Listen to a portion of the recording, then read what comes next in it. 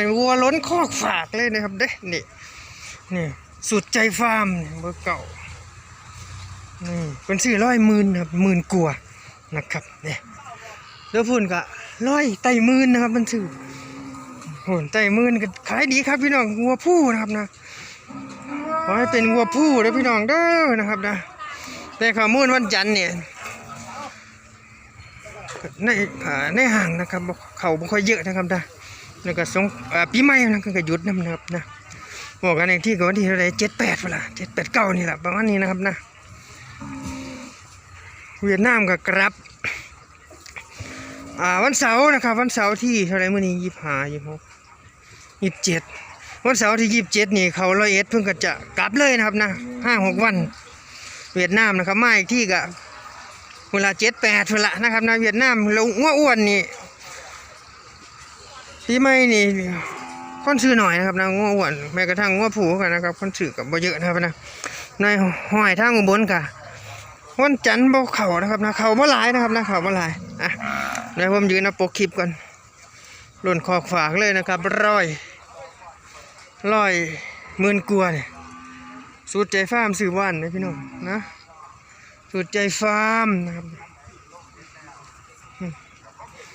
100 ไต่10,000จำคนซื้อไว้ราคาเนี่ยมันสิตี12,500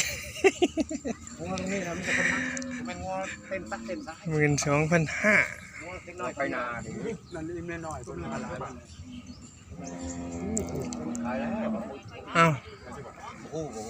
ขายแล้วขายตัวละ3,500งัวแดงนี่มันจ่อยงัวแดงมันจอยกันหลังมัน125ให้กันตัวแดงเขาให้พ่อเข้า10,000เต็มบ่จอยงัวตัวแดงตัวนี้ให้2,000โอ้12,000ครับเพราะว่าผมเอาทั้งคู่นี่2,500คู่ผมก็ห้องเพลงสายันตลอดโอ้ยโอ้ซื้อเพลงโอ้ยไปทั้งคู่เลยผู้เสียสละ12,000เดี๋ยวมึงกันบ้างัวกินหัวหางงัวยังบัวงัวกินยาธรรมชาติ12,000 2-3 ปีได้ครับแต่เมืองฟันนะครับจังสิรู้นี่22,300ตลาดนี่คึกคักนี่แหละพี่น้องนะครับตลาดสมปอยหน่อยนะครับเพราะว่าในห้อยต่างถิ่นหลายนะครับสารคามนะครับอุบล101สุรินทร์บุรีรัมย์ขอนแก่นมาเบิดนะครับโคราชพวกนี้ก็มานะครับ22,300 บาทเวียดนามก็เข้าพี่น้องแล้วก็มีปัญหากันนิดหน่อยนะครับคู่ปรับเก่าเขานะครับเขาเคยปะทะกันมาแล้วอยู่แยกกันช่างคู่นี้งัวหน้าบ่ตัวนี้ได้มาจากโตมื้อนี้มาหาโตขายเบิ่นแล้วบ่โอ้งัวยังได้ขายบอกน้องแน่นี่แต่งัวสิโอ้งัวผูเด้อพี่น้องเด้องัวผูนี่ฮอตมาแรงนะครับนะมาหาตัวขายหมดขายเกลี้ยงเลยนะเอาเบิ่งหันผมให้เบิ่งถ่ายแล้วโอ้พี่น้องขอโทษขออภัยโอ้ฟันแท้ขึ้น2 คู่อยู่มันบ่ได้เบิ่งชัดๆพี่น้องแท้หรือน้ำนมมันนู่นอยู่โอ้ยมั่วอ๋อ2-3 ปีแล้ว3 ปีแล้วพี่น้องนะครับซื้อเลยพี่น้อง3 ตัวนี้ขาย15,000นะครับนะสูง140พี่น้องอายุบ่ได้เบิ่งครับบ่ได้เบิ่งฟัน3 ปีมีนะครับนี่แกนะครับนะซื้อ15,000งัวผูนะครับราคาแรงดีนะครับ15,000เป็นเล่นะครับเป็นเล่จ้อยยืนกับสิลมเลยนี่15,000ผูนะครับ 2-3 ปีนะครับแก่ๆเนี่ยขนกับฟูๆนะครับว่าขันงัวมีเนื้อเนี่ยขนมันสีเรียบๆตัวนี้ขนฟูๆนี่คู่นี่เขาให้ซื้อ25,500ผมก็ตีง่ายนี่ก็พี่น้องตัวแดงนี่12,000ขายแล้วนะครับเจ้าเดียวกันหลักซื้อนะครับนี่12,000ตัวแดง125นะครับเนี่ยได้รอเนี่ย12,000ตัวนี้ผมตี13,000ก็แล้วกันนะครับ137-38นะครับนะเกือบ104ครับนะ104ละตีได้104บวกลบเนี่ยตัวนี้ผมตี13,000นะครับนะ มันสิดีดบ่ย่อยบ่ยาวเลยพี่น้องนะผม13,000เนี่ยบ่ยาวนะครับได้ต้องสูง104ต้องแก่ๆเลยนี่แถวคู่ก็กำลังสิขึ้นก็งอสิเข้า2 ปีนั่นได้ผมตี13,000มาเลยกันคู่นี้25,500พุ่นล่ะนะครับนิดๆหน่อยๆเด้อพี่น้องเด้อขอโทษขออภัยเดี๋ยวคุณเป็นต้องซื้อให้นำนะคู่นี้25,500ม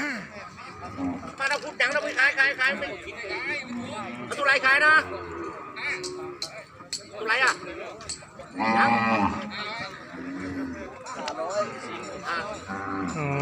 ตัวไรตัว2,000นะ2,000ขายมั้ยโอ้ให้42,000โอ้ขายเลยโอ้ใจแท้42,000เฮ้ย160บวกนะครับทั้งหมดเลย160บวกอยู่มา165เลย42,000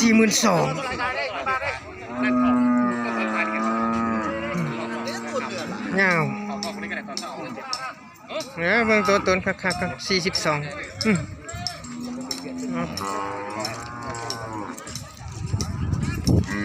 เกียร์ไปเข้าคอกไว้ก็ได้ตอนเช้าผมก็จ่ายพี่แล้ว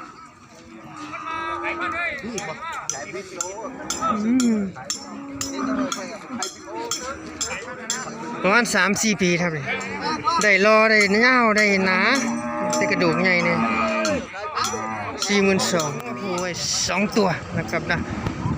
ตัวนี้คู่นี้ได้47,000นะครับตัวละ23,500ถึง140บวกโน่145ครับถึง150ตัวนั้น150ได้คือตัวนี้สูงตัวนี้เบิ่งงัวผูไว้นะครับเบิ่งงัวผูไว้เขาเสียว25,000ให้เขา22,000ก็เลยทายเปรียบเทียบไปก่อนกันไว้เพราะแต่มันหนาเลยของหนาเดี๋ยวมีอยู่ในโทรศัพท์เดี๋ยวเสียวให้เบิ่งอ๋อเด้พวกนี้หนังบางเนี่ยแต่งัวมีอายุแล้วพาไปขุนเนี่ยอุ้ยแม่ตัวนั้นยาวอยู่พี่น้องนะแต่ก็หนังบางอยู่งัวพวกนี้3-4 ปีไปเลยมั้งเนี่ย2-3 บัก4 บักเลย2-3-4 ปีแล้ว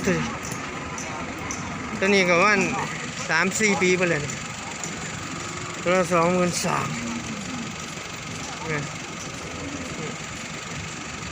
จอยของโค้งพาไปขุนนี่เบื้องท้ายนะโอ้2 ตัวตัวนี้150